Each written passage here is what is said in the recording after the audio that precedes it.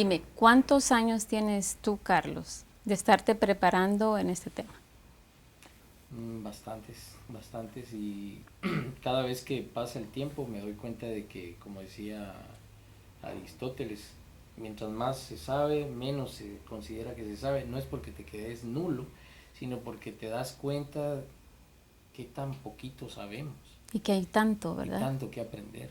Sí, han sido, digamos, unos 15 a 20 años de estar investigando el fenómeno ovni y el fenómeno extraterrestre con la conexión de los astronautas antiguos. Podría decirte que más o menos unos 10 años Wow, en bastante. específico. Estábamos hablando, por ejemplo, de la serpiente emplumada, Ujú. que yo te pregunto otra vez, ¿cómo es que los mayas pensaban o en verdad veían algo así?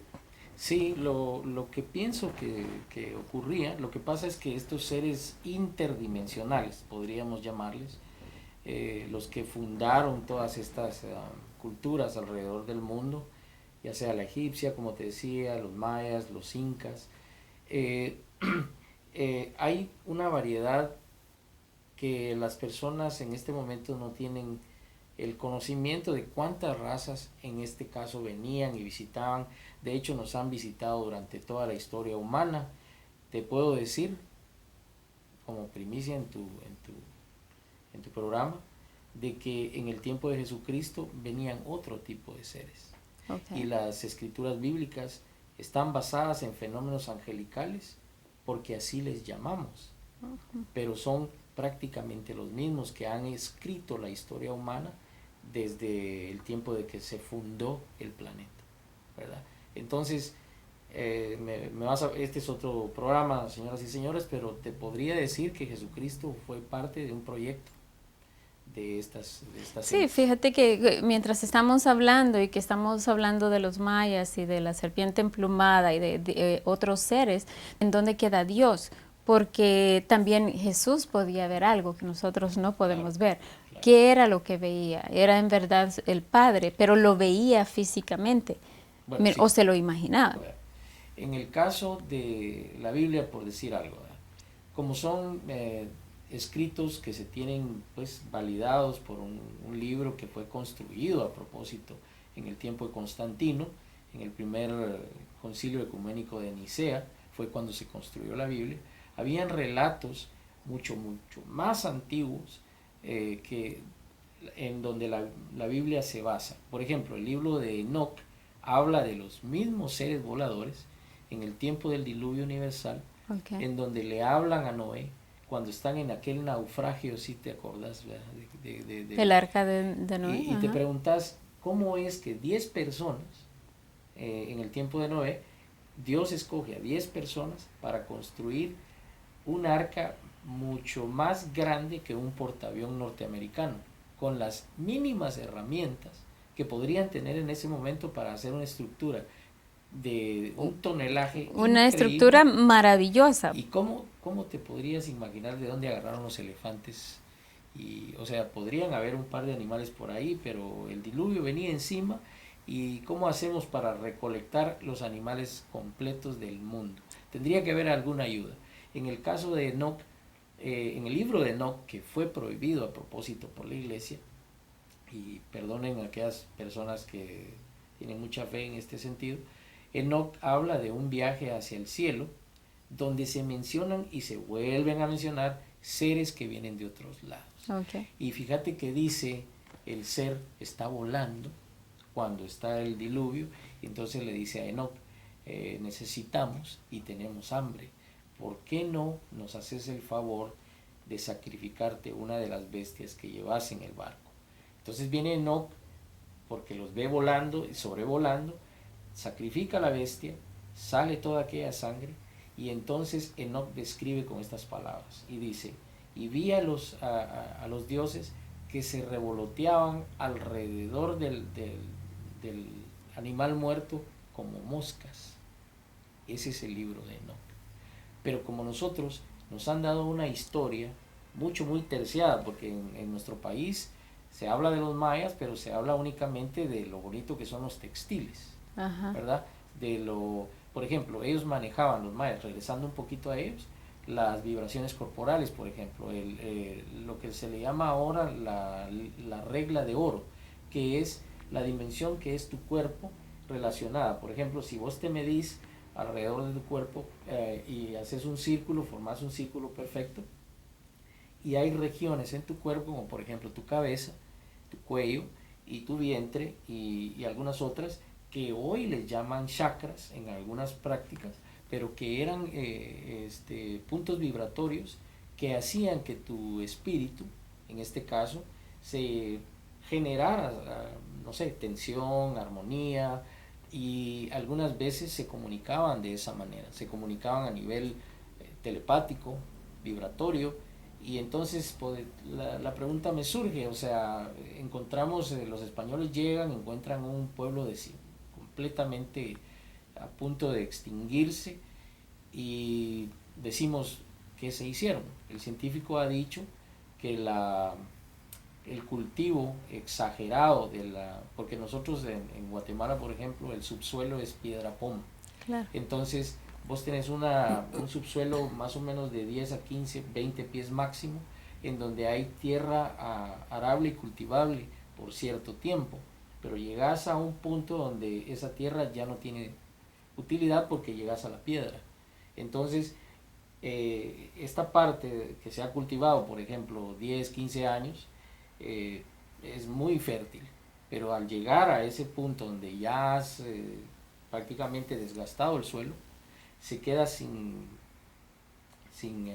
fertilidad. Entonces el pueblo, la otra teoría que el científico maneja es que se murieron de hambre, porque fue creciendo la población maya a tal grado y se fue distorsionando los valores principales de la cultura maya hasta que se convirtieron en guerras civiles. Claro, pero mira, hoy en día sabemos también que por ejemplo, los que cultivan saben que esa tierra hay que seguirla, hay que prepararla, abonándola, Ajá. pero aparte hay que cuidarla para que pueda seguir dando frutos. Uh-huh. Y se sabe también que hay que darle descanso, hay que darle descanso a la tierra, hay que tratarla bien para poder seguir elaborando lo que queremos hacer con la tierra, para que la tierra nos siga dando. Ahora yo participo más en la abducción completa del pueblo de maya, porque no me cabe en la cabeza de que si hoy en día conocemos la cuestión de cuidar la tierra,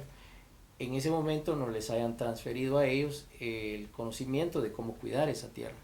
Entonces, pues el científico dice, ¿no? Pues lo que pasa es que se pelearon entre sí, hubo hambruna, inestabilidad social, porque empezaron los desacuerdos de clases y castas y resultaron pues agarrándose del pelo, ¿verdad?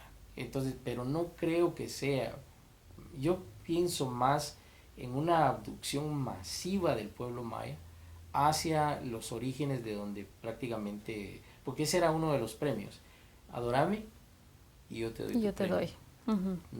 Entonces, uno de esos premios podría haber sido el viaje hacia ese punto de origen, ¿verdad? Otra dimensión, eso digamos. Es lo que pienso. Okay. Uh-huh. ¿Tú crees porque hablemos de los mayas que todavía están hoy? Uh-huh.